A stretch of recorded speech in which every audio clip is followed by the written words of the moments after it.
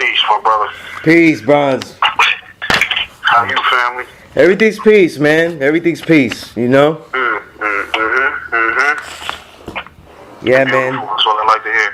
Yeah, I'm doing this. We're doing this for Premiere Hip Hop. I think I've thrown your last interview everywhere I could.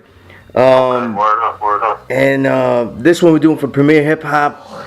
Some of this will be audio. Some of this is gonna be on a feature. I'm gonna use some of this on a feature for Willie the Kid. You know what I mean? And hopefully I get to build Willie later. Say again? I said the phone was breaking up. I didn't hear the last part, but.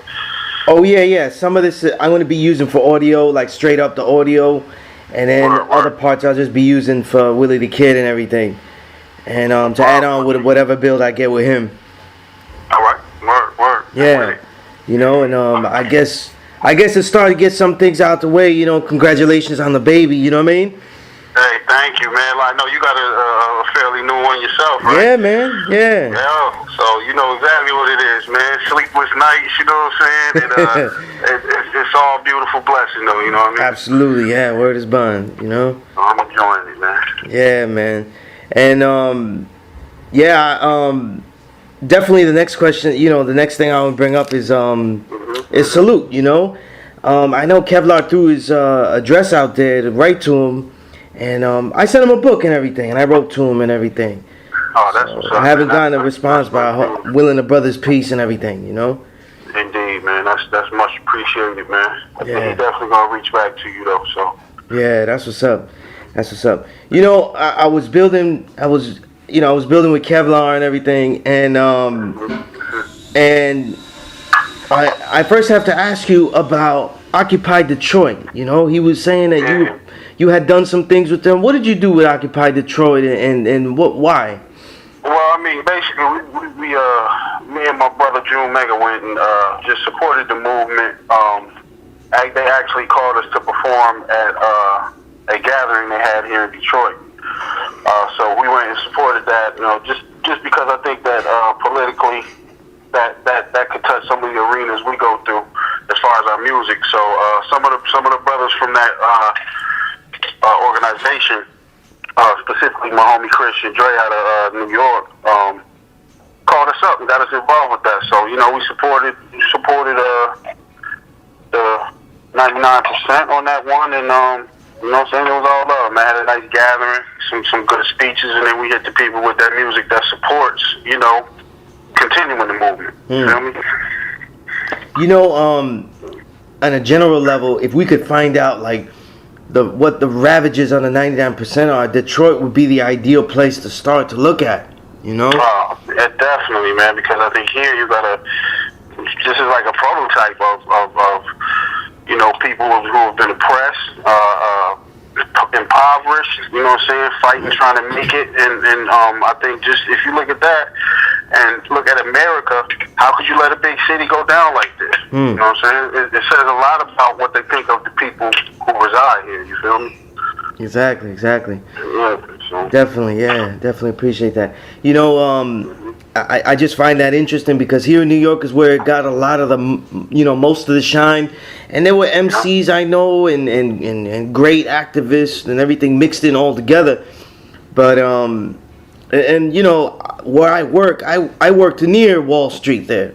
Okay. So I was walking through and you know, seeing people just camp out. But you know, they had brothers getting cuts. You know, like a damn barber was right there. That's how much they was living there and everything. It was getting hectic. And but there was something I felt that still was in touch with the community with that. You know what I mean? Yeah, definitely. I think that's part of the reason it didn't survive. Because it might still be going on, but it's a lot weaker. It's not getting any coverage. But I think that connection right there might be the reason a movement such as that didn't survive. You know? Mm-hmm. You know, with the people. Yeah. If there's no easy solution that we could just say, but like, you make hip hop, you make it for the youth, you make it for young kids. It becomes their score if they agree with it, if they see it, if they feel it. What could be done to make a movement really like be in touch with the youth, just beyond, let's say they get inspired by what Bronze says, or they go, wow, I didn't even know Bronze did like stuff like that. And I agree with what Bronze says on records and his mentality. What could I do? What should I do with that? Well, I mean, I think people need to what you can do really is, what we do is we paint pictures. So if I paint a certain picture to you, like on my song The Letter, for instance, I'm talking about my friend who was a close friend, got addicted to these prescription pills, and then moved on along the line out down to heroin. So I think a listener could listen to that song, see that picture in his head, and learn from something. You can learn from something you ain't even been a part of. So I think to take that, to learn from a situation in our music, which we present, we present a myriad of situations too. So it ain't just like one certain subject. I think you can listen to this and, part of a broader spectrum, learn life lessons out of this. And then as far as after you learn, that's where a lot of people stop. Say, okay, I got this info, cool, boom. But my question is, now what you gonna do? So my question will go right back to say what you can do is, people, it ain't no yellow brick road on what to do. People throughout our history have stood up and say, you know what, I think this is going to affect our cause the most, so I'm going to do this without anybody doing it before. Malcolm X, you know what I'm saying? Some of the things he did, nobody has done before. So once you take what you learn and put it into action, I think that's what every listener can do from our music. They got the chance to go ahead and learn and then put it in action, do something. You know what I mean? I think that's where a lot of things lack. Like, a lot of people feel a certain way, they want to do something, but they don't. Well, I mean, if more people, it sounds cliche, but if more people will step up and actually do what they're talking about, then boom, you'll have results. Just keeping that word bond. Yeah, word. Indeed. Getting to your music and everything, and it's kind of a transition to that, because I always like to ask this. I spent a lot of time. I think there's more outlets that you'd have. They have stuff that we didn't have, and they could just they have more access to books. They have access to free music, all of these things. And as MCs, you've always been a reader. You've always shown things to read and everything like that. And you mentioned Malcolm X, who was an avid reader and shit like that. What is it? As far as like MCing and stuff like that? How far does it take an MC? Does it take a young brother when he's reading? How far does it take him? I think it takes them as far as the self-motivation kid, because you might hear a line, be like, I might say something like, yo, I left this Malcolm X book on the table, like I say in Malcolm X manuscript for Willie. I say, yo, I left this book on the table. I left her. Her life was terrible, but I left her this one piece. And it was up to her to either open that book up and learn, or just keep doing what you're going to do. And that's what we present to the listener. You know what I'm saying? It's really up to them. You know what I mean? Right. I mentioned the thing about reading because I always like, I always see you as an MC first, and and last time we was talking, I tried to make that piece about School for the Blind Man. I just want to get your afterthoughts about School for the Blind Man, and you spoke about a lot of flows and a lot of ideas that you were working on and everything. When looking back at School for the Blind Man, what are your thoughts on it? School for the Blind Man. I think that I read reflections that a lot of people didn't think it stood up to the Great Migration and such as that. But my opinion on that is, I think that School for the Blind Man is more technically solid, and all of the creativity and the lyrics were there, and I think it got more technically solid as far as the delivery, you know what I'm saying, flipping words, wordplay, the emotion. I think it just got more technically solid, and like some of the beats I picked was just like raw, you know what I mean? So I tried to pick like rawer beats for that. And I don't know. Some people caught it, some people didn't, and I just think that the more you listen to it, it'll open you up, and you might just think it's one of my best works. You know what I'm saying? After you really got to take in the lyrics, though. So a lot of people, that's a hurdle for a lot of people. So Yeah, I mean, you know, I think, you know, you already know I thought School for the Blind was amazing, and but it has more of a jazz feel. You've got to listen to it a little bit more than the immediate impact that Great Migration gives you off the bat. You know. Right. Yeah, I definitely agree with that. But there was something that you had told me in that last interview. You were talking about you were working on the flows. You were working on getting it to sound melodically nice. You know, and when we get into the Blenders EP, the title track, Blenders, I mean, that song is exactly what you were talking about, you know? Yeah, it is. All of that is... It might have just gotten there on this project, you know what I mean? That might have been what I was shooting for, you know, shoveling coal to get to, and it all came full circle on this one. This and Thought for Food 3, which is, you know, the same, just amazing flows with this one. Right, definitely. So you dead on with that. You dead on. Definitely. You know, tell me about making since we're on the Blenders EP, of making the Hanging On track. Oh man, Hanging On, that was just I was just kind of in a crazy mindset, and you know, it was just a lot of things going on with my people. You know, Salute was going through trial. I was in the trial. He just bugging out.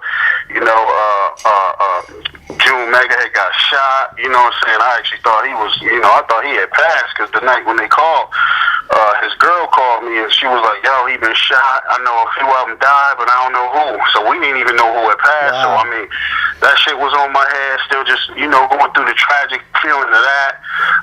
You know, my man Phil, he got Crohn's, you know, he was going through some health issues. You know, it was just a real wild time. And when I caught that loop, and you know, I played some stuff under it as well, and that just Hanging On, repeating, it just sung to me. So I just put the pen to the pad, and was just basically, it's like a venting session. You feel me? So it was like everything that was going on, I just put on the track, man, and it seems like everybody was hanging on at that moment, just hanging on by a thread. So that was just a release. I love that track. It's one of my favorite tracks. Probably might be, if I had to just throw one out, probably one of my favorite tracks of last year, man. And but you know, last year was it seemed quiet for you, but there was a lot of work that you were on. People just didn't. It slowly crept up, you know. And I guess immediately the year started with you officially releasing the Philly album, Welcome to the Detroit Zoo, and you know that album. I mean, Philly is, you know, he's today's soul singer. You know what I mean? Yeah, we call him David Ruffin. So I mean, definitely, man, definitely. You know, David Ruffin and the Wiseman, man. So that started to work in 2013, and then you know, I put out the Blenders in late 2013, and you know, in between I had a bunch of features and all that. I just, you know, try to keep steady working, but I think you know, one thing we've always been, as far as myself and Wiseman, is we've been pretty grossly under-promoted. So, you know, to have product leaking out there, and you know, sometimes fans don't even know about it. They've been listening for years. It's frustrating, man. So that's how a busy year might look like a light year to some, but you know, it's on the fans to go ahead and dig up what a brother been doing. You know? Indeed. The what was also out there was the Second Almighty LP, and it was a hard record for me to judge. You know what I mean? I felt like something was missing on that record. You know, in comparison to the first. It wasn't cohesive, man. I didn't put it together or anything like that, but I mean, just, I don't know. It kind of felt like a puzzle, and you know, some of the pieces was just being thrown in and all that. So not to down the album or nothing, but I would have liked it to be a little more cohesive. You feel me? Right. You had some bars on that though. You were on like 7 tracks though. Yeah, I did a little work on that. Yeah, that was peace. You know, out of all the features that I heard from you and the entire Wiseman clique, I guess the songs, and it wasn't as many as the Almighty album, but the songs that I would pick to show like a dominance for people immediately was those Endemic features on Endemic's album. Yeah, that's Terminal Illness 2. Those came out really, really good.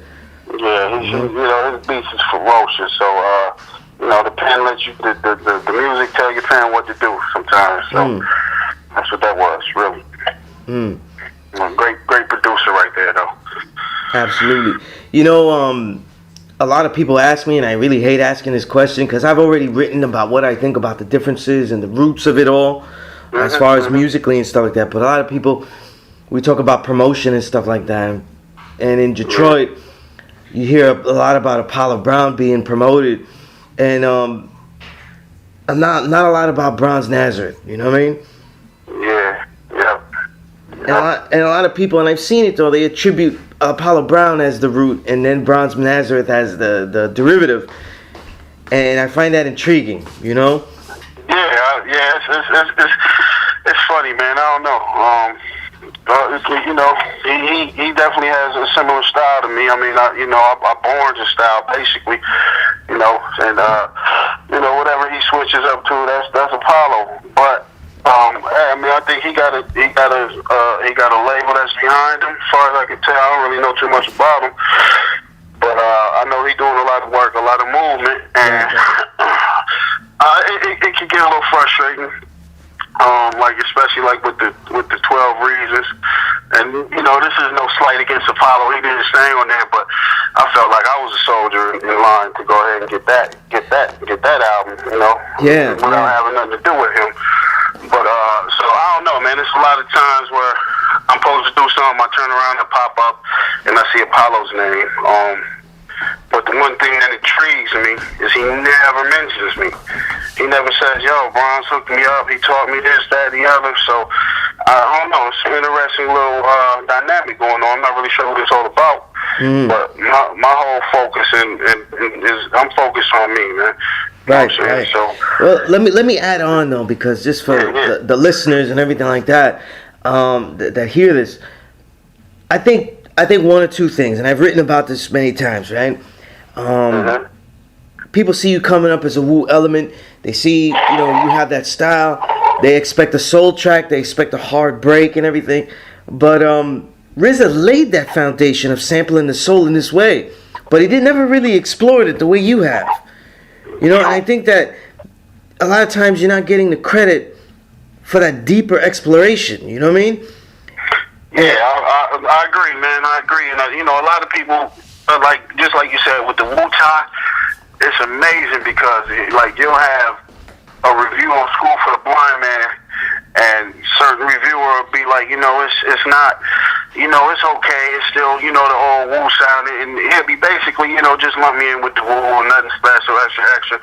But then when you got other dudes doing the same thing, soul samples, like Ninth Wonder or somebody like that, it's, it's amazing, and this is new style. And, I think that's just part of being kind of trapped in that Wu box, And then too, as far as beats, RZA didn't teach me anything as far as making beats. I already had my whole game together before I even met RZA, and he just helped me out on the business side, helped me get in the doors, this, that, and the other. But as far as musically, I'm self-taught, and really, a lot of my roots come from back. Ghetto Boys was doing soul samples, man. I used to love the Ghetto Boys, so they had all the James Brown, that's right. all that stuff. They had all type of soul samples and that and the other. So, like you say, nobody can say who started doing the soul samples, this and the other, but that Wu box is troubling sometimes. You know what I mean? Helpful, but it's troubling. Yeah, I find that intriguing because being affiliated with the Wu, people should expect a certain high quality in beats and rhymes and expect to, listen deeper, spend a little time listening deeper, and that's exactly what isn't happening. And that, even as a writer, like I said, I've been writing about you since 2005 when I was in the Source, and I've always found that to bug me the fuck out, real talk, Yeah, man, it's real strange to me as well about this. Let's talk about the beats, though. Let's talk about the beats, and you made all these tracks, and then I want to get particular about Willie the Kid. But just in general about making beats and how you do them and everything, and you're making loads of beats. Everybody I talk to from Philly, everybody in Wiseman, everybody says you have 1 million beats. What's a day like when you're making beats? Like, are there things you have to get set, or is this inspiration, you just run there and do it, or is there a set time you make these beats? Nah, man, I really just my everyday is, wake up, And I really kind of wait till I got lows. Like if I'm working on a couple albums, I'm doing the mixing, some mastering, you know, tracking beats out. But like more so like when I did a couple mixes or I'm in between projects, I just jump, you know, right in the lab and just start creating. Really the only thing I gotta have is I gotta have it neat. Like my studio, I hate clutter, so my studio area, I just gotta have it neat. I don't want to turn around and see papers everywhere. Just for my mind's peace, I gotta have it nice and neat. Okay, all right. So, other than that, you know, it's like, yo, give me my machine and let me do my thing. I could be on the plane. I made beats all across Canada, traveling in the van on the MOP tour. So it's whenever it strikes me, man, I'm on it. And to get to your next work, right? The Thought for Food Volume 3, right? Yeah, you had said in the last interview, and you were talking about, like, you had told me that the mixtapes, like the Thought for Food 1 and 2, you keep it more free flowing. Whereas the albums like School for the Blind Man, you put a lot of meticulous work in it. You're changing stuff, finding the right word choices. And yet, I'm hearing, first off, like Wooden Chains said he was helping to master that. He said it was amazing. Kevlar said he heard amazing joints on it. And everybody keeps talking to me as if that's an album now. So what happened that now Thought for Food, is it an album or is it a mixtape? I'm pretty much just like the rest of the industry. Basically, I'm done with mixtapes. You know what I'm saying?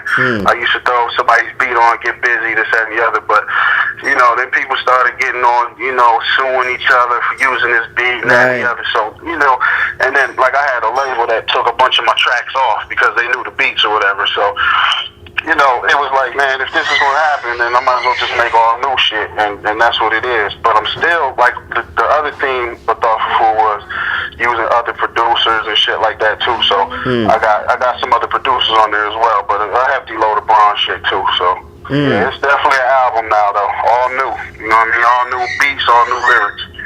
In the Thought for Food 3, right? What would you say is that unifying theme that you have going on in it? The Thought for Food is like the unifying theme there. It's still that life thing, but it's like I'm giving you pieces of thought so I can eat, basically. That's what Thought for Food is, man. So it's pieces of life, lessons, and then just like entertainment. You know what I'm saying? Entertainment as well, because I got a lot of hard edge tracks on there. You know what I'm saying? Instead of just in the mix of all the life stuff, it's not too many slow joints on there. So I mean, it's really it's crazy. But the whole theme is giving you these thoughts, man. So y'all can go ahead and support art and let me eat. You know what I mean? And some of these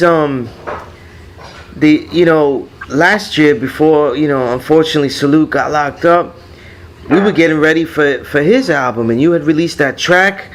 Damn, I'm forgetting the name of it though, but Digstown. Yeah, Digstown was incredible. You know what I mean? Yeah, nuts, man. It's nuts, man. He's coming, man. I still got him in line. Just had to get a couple features on there and shit, and sew a couple things up as far as the business side. And he's definitely coming out. It's probably gonna be May or June this time. So okay, yeah. He got a lot of heavy shit, man, and he left the outside world with a lot of thoughts, man. But he's still in there writing, doing his thing and shit. So we're trying to get a recorder and make, I had that shit hot if we can get his bars outside of those bars. You know what I mean? I hear that. It's once I heard Digstown and a couple of tracks before, his, every time I listen to him, it's his cadence that always gets me. It's so mastered. It's so controlled on a track. He never seems to be bothered by any type of beat. Never, man. That's my road warrior right there. He just rolled through everything, man. He's definitely a great MC, man. So I got the album, man. It's like I got like 16 tracks of full force. So the world definitely gonna feel Salute, man. And then hopefully, he'll get out a couple years early. I think they taking like 15% off. He said so. He get out a couple years early. He won't be gone for too long. You feel me? That's peace. That's what I want to hear. Another brother that's down with Black Day July, not everybody knows about, and had an incredible album last year, was Josiah. With his Grounds of Detroit. Grounds of Detroit. Yeah, man, that's my dude right there, a real brother. We made it official about 6 months ago or so, and he's definitely under the label. Got him producing this next album with Philly. It's called Crime Line Chronicles. So that shit is disgusting. So Josiah Allah is a very talented brother, man. Beats and rhymes, one of the sharpest in the city, and even beyond that. The shit that get me about him is his work ethic, man. He's a monster. He stays on top of shit. You know what I mean? So he's definitely a great piece to the puzzle we got over here at Black Day. That's piece because, I think he blew me away with those beats. They're so developed. You know what I mean? Man, word. He's meticulous with it, man. And it's like every joint I hear from him, man, is ferocious. He come over here, some shit I ain't heard, and I'm blown away. So. His beats, he's got a distinct ear, man. And some of his sounds is like, I wouldn't even have thought to grab that piece, and he worked it like this. This shit is crazy. So, that's my man right there, man. Good brother right there. Right. And I saved this this last portion right here, to ask you about the Willie the Kid album and Willie the Kid in general. Willie the Kid. He doesn't have that many albums until he got yours, but he has tons of EP work. I never seen an artist with so many damn EPs. And he's rhymed with everybody, as far as beat makers. A whole bunch of beat makers and stuff like that. Was there something specific that you were saying, look, he got Alchemist, he got this guy, he got that guy. What do I want to give him or make distinct or draw out of him that hasn't been done before?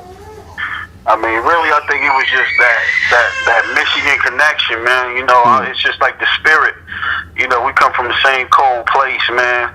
And I just think that, like, as we grew, like, we casually knew each other in high school. You know what I'm saying? We didn't hang out or nothing like that.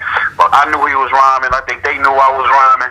And as the years go by, it's like running not like a competition, but you're running a race and you're seeing all the people that's running with you.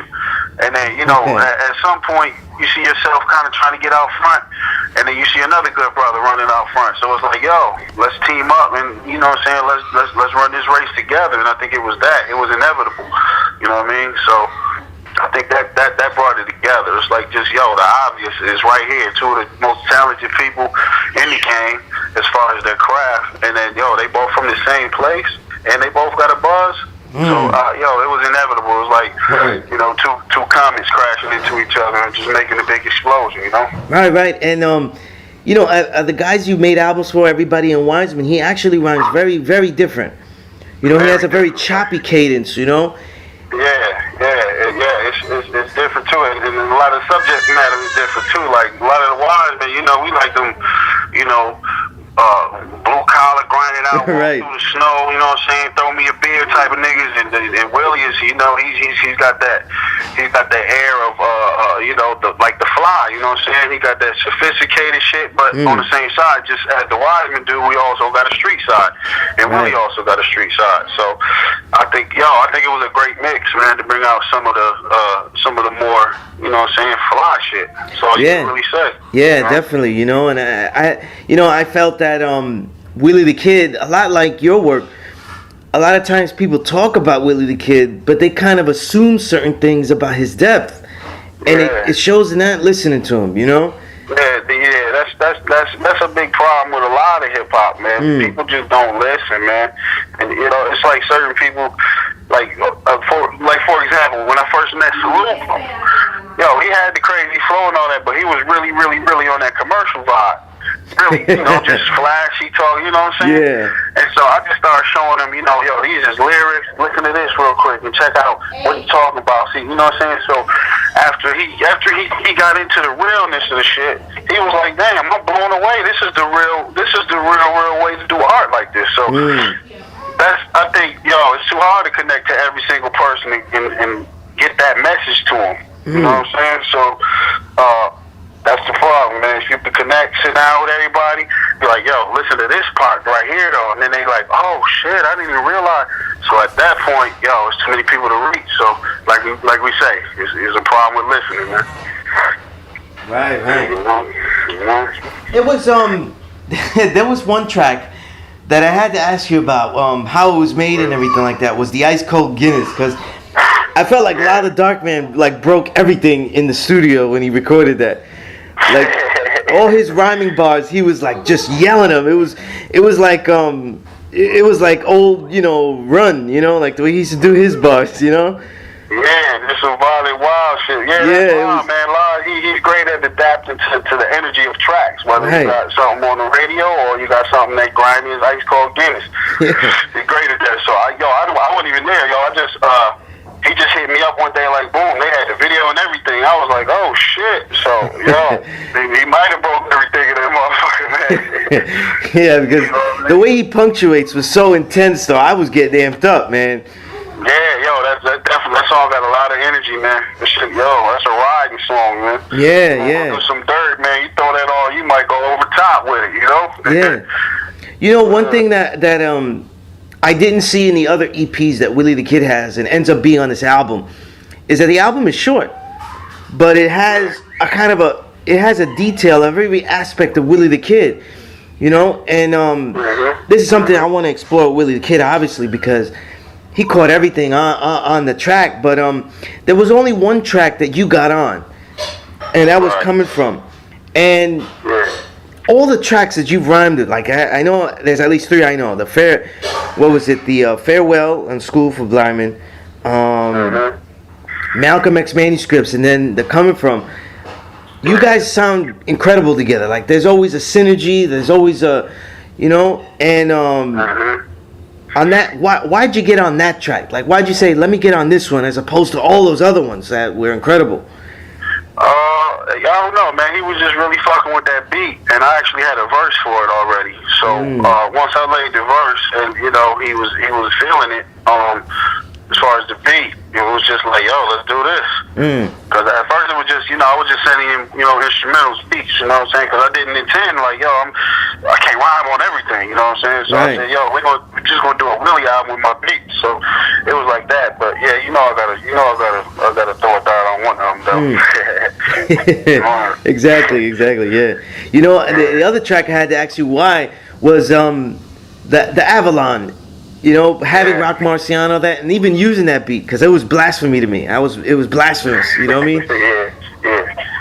That a lot of people felt like that, and then I seen dudes online like, "Yo, the Bronze is recycling beats. What the hell?" It really wasn't like that, man. I look at it like this, yo. This is some hip hop, and Willie just called me one day like, "Yo, I know you killed that shit and all that." He was like, "But yo, I love that shit, man. I just really want to rhyme on it." And me, I'm like, yo, this is art to me. So to me, it's just a different painting on a different canvas. On the same canvas to me. So in some ways, I feel like music can have a perpetuality to it. Like, I got this beat, but 20 years later, the eyes got something that I use 20 years later. So right. I don't know, man. But already right. Yeah, definitely. I thought it worked great. Because when I first heard, oh shit, he used that, and then I had a frown on the whole song. I was like, this shit better come out right. And it's like when I wrote the review, I quoted the entire Willie the Kid verse on that. The whole thing. I quoted the whole thing. That. I just thought it was. He painted a crazy picture on there, man. Yeah. And the thing I like too is, they just went in with it. It was like my song was totally different. That's another thing about. They got the same beat, but it's two whole different feelings. Yeah, they don't relate at all. Like on that aspect, they're totally different. Yeah, absolutely. I think they did it nice though, man. Definitely. Absolutely. Were these the first tracks that you made where they were completed and you said this is it, or was it more tracks and you just shaved it down to be this, concentrated? I think we had a few. We had a few more that we just, certain songs just don't make it just because they don't. We felt like it might not just jive with the rest of the album. You know what I mean? And then like we had a couple of them, like the Joy with Bodie James. We had like 3 different beats on that, and the one that's on the album is the original. You know what I mean? So I think I did 2 more joints to it, and then we went back to the original. So I mean, it's a couple variations and shit, and maybe 2 or 3 songs that didn't make it on there, but they'll definitely pop up. You know, I don't know what other work you're doing with Boldy James too, because that's another MC that sounds really good on your beats. You know. Yeah, he's a beast, man. We've been trying to get this get an album done together. I think we got about 5 or 6 tracks done at this point. But you know, he trying to handle business as far as, you know, getting the situation together and all that. And you know, I'm definitely in touch with the brothers and all that. So they got some things popping, and we still got the album in line. It's just a matter of getting it done. You know what I mean? Absolutely. But it's coming, man. That's my bro right there, man. That's fam. Definitely.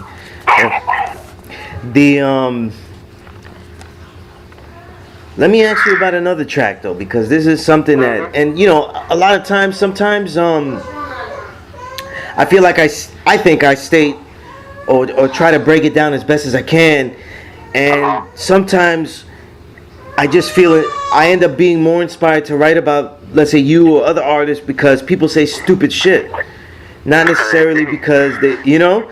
And tell me about, like, were there any songs that you know, you saw in the development where you saw Willie the Kid develop them, and then, you know, you had to, you know, tell him to change it, you know, you fix the beat or anything like that, or just, you know, we're going through motions there? Nah, man. I think the great thing about me and Willie is that, you know, we both respect each other as far as our level of skill on his bars and on my beats. So right. It really was like, yo, boom, here's the beat, and then he'll send it back with the verse. It was never a verse where I was like, I'm not really feeling. It was just all on point. So that said, any MC that come and spit on my shit like that, and I do get the verse back, and I'm like, this part was weak, I'll say something. Right, definitely will. So, right. You know, it was just easy with Willie. He had it already right there, you know. Right. And you know, he always seemed real seasoned on his stuff. You know, he has a lot of clarity on the mic. You know, your beats are hard, but he doesn't get drowned out by them. You know.